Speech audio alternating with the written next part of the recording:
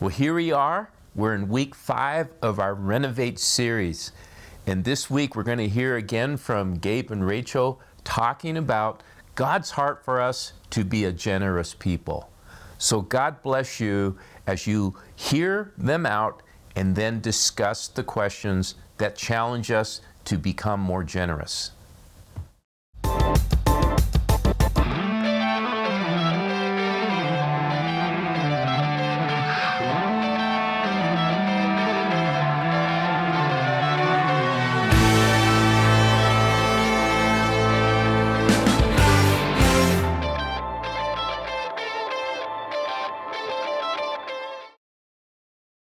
Hey guys, just to shake things up a bit, why don't we start off by taking a swing at this week's memory verse?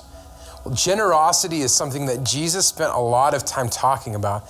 And in Matthew chapter 6, verse 4, he says, "No one can serve two masters, for you will hate one and love the other, or you will be devoted to one and despise the other. You cannot serve both God and money." Here Jesus tells us we simply cannot serve two masters. We will hate one and love the other.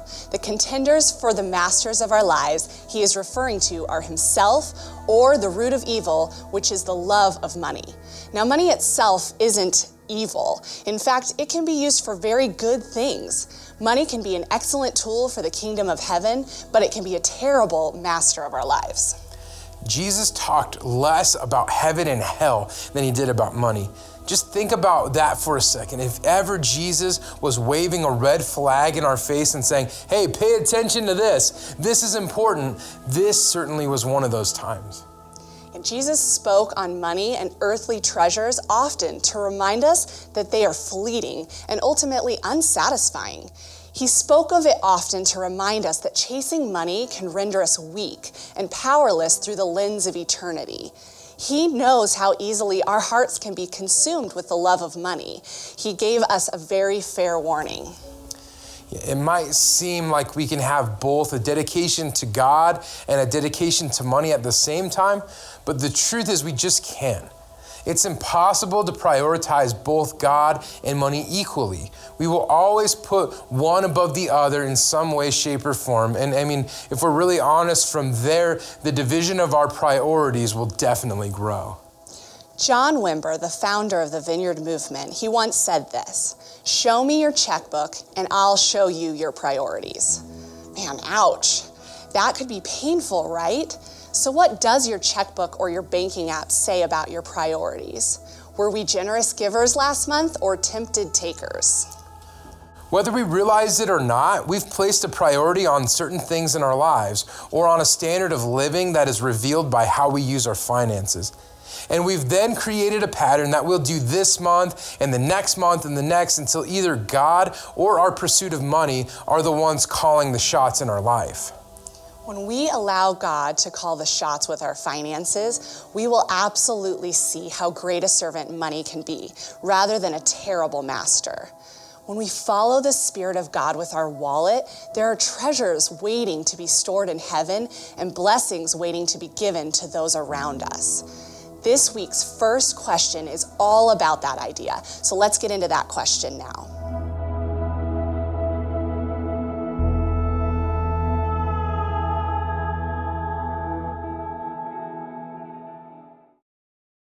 Throughout this Renovate series, we've been focused on tearing down the walls that separate us from God and rebuilding our lives around Him.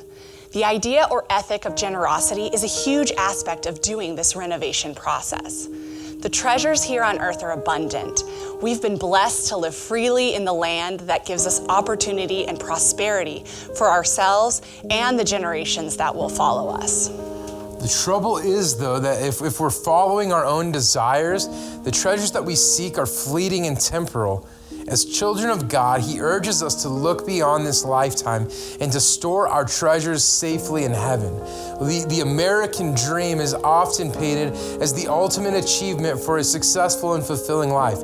But God teaches us that the fulfillment of material things will lead us down a path that is not actually fulfilling at all. The treasures we seek in houses or jewelry, security, land, gadgets, all manner of stuff will only leave us with an unsatisfying and wasted life. In Matthew, when Jesus tells us to store up our treasures in heaven, he tells us they can't be stolen or rusted or eaten by moths. We know here on earth nothing is truly secure. Even the most top-notch security system in the world can't protect us against the power of time. Right, and if you think about it, the question here is not actually where or what is your treasure. The question here is what's the attitude of your heart. If your heart is in this world, you'll naturally seek the things of the world. Money, security, and happiness will all start to blend together. And if the attitude of our hearts is one of taking and keeping, we'll soon find ourselves far from the treasures that Jesus was talking about. The original American dream began with a noble attitude.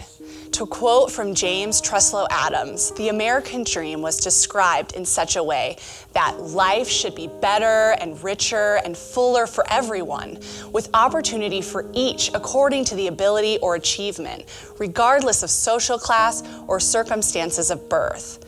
There's no direct mention of money or material value. It wasn't long, though, before comparisons were drawn. Those who had more money and could afford nicer things were seen as successors to the American dream. Those who did not have as much were considered failures. To some degree, this attitude continues today. That's so true, and generosity oftentimes has little place in a heart that pursues excess. The American dream has us wired to seek out materialism. It's the part of the I deserve this or the me first mentality that plagues our first world culture. There are countries all around the world that lack the Western overflow of money and resources, and if left unchecked, it can become our obstacle rather than a true blessing. And that's not to say that you shouldn't have money. Where your heart is, that is the most important thing of all. Jesus is very clear when he says, where your treasure lies, there you will find the desires of your heart. He most definitely tells us to seek treasure, just not the kind we're used to. I know very wealthy people who have giving and generous hearts. There's no denying that money as a tool can serve the kingdom of God. Yeah, but if your heart is in the world and for the world and its spoils, it's only fair to ask, can we really be trusted with such a powerful tool? That idea is the basis for our second question, so let's jump right in and discuss that now.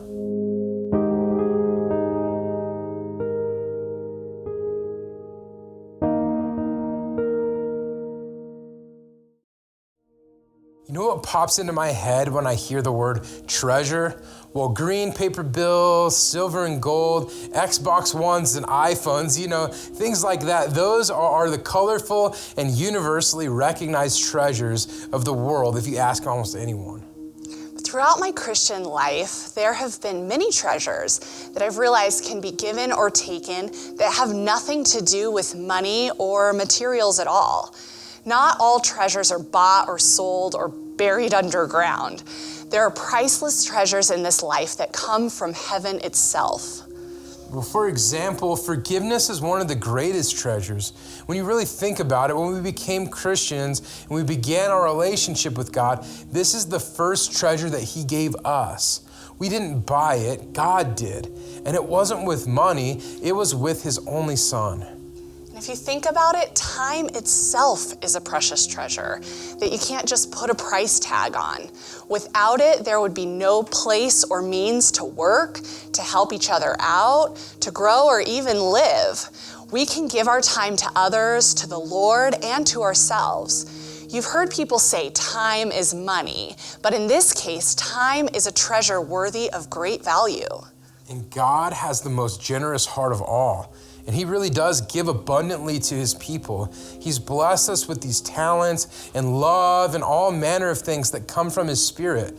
All this so we could be ready to bless those around us. So many times we can miss out on ways to invest in the kingdom of God. And these are investments that have little to do with money. He sees every penny. every prayer, every promise that we make. To limit the treasures of heaven to simply money or what money can achieve is to limit the awesome power of our generous and loving God. When we invest in the kingdom, God will invest into our hearts. He told us in Malachi 3:10, "Bring all the tithes into the storehouse, so there will be enough food in my temple. And if you do, I will open the windows of heaven for you. I will pour out a blessing so great, you will not have enough room to take it in. Try it and put me to the test." You see, he really wants us to test him with money. How incredible is that? He knows us so well that he's willing to be put to the test to prove that he is a generous God of his word. Truly, it's our hearts that are the real bank account. What we pour out of it and what we store up in it will determine if we've lived a life wasted or a life fulfilled with the blessings of renovation. God cares about our hearts the most. When Jesus watched the widow put her last 2 coins into the offering, he declared that she had given more than the richest among them because of her motivations. God doesn't need our gifts of finance, but he will use them to bless others in need. He's more concerned with why we're giving versus the amount that we're giving. Yeah, to be generous with our money and our time, yes, but we can't forget that each of us has so much more to give to the kingdom. I mean, we have mercy, love, grace, faith, and understanding. And when we choose the path of a generous heart, the seeds sown into the healing of others are also planted in our own hearts. Now, Jesus lived a life of generous giving, and as we step out in faith to do the same, we'll find the rewards are so much better than just dollars and cents. So let's wrap up this week while discussing our third question. Go ahead and pause the video here and start discussing.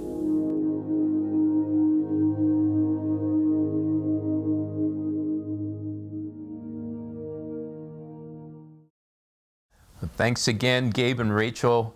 I don't know about you, but I'm always challenged when I hear the call to be living my life as a more generous person.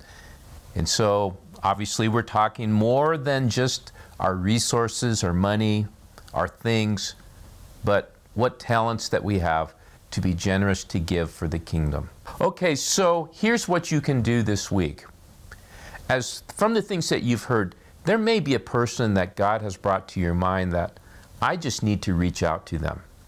It may be like taking them out for a cup of coffee, taking them out to lunch, but maybe it's writing them an email and just sharing with them the things you appreciate about them, to encourage them and to lift them up. So let's look at practical ways that we can live more generously with one person that God puts on our heart this week. God bless you as you go do that.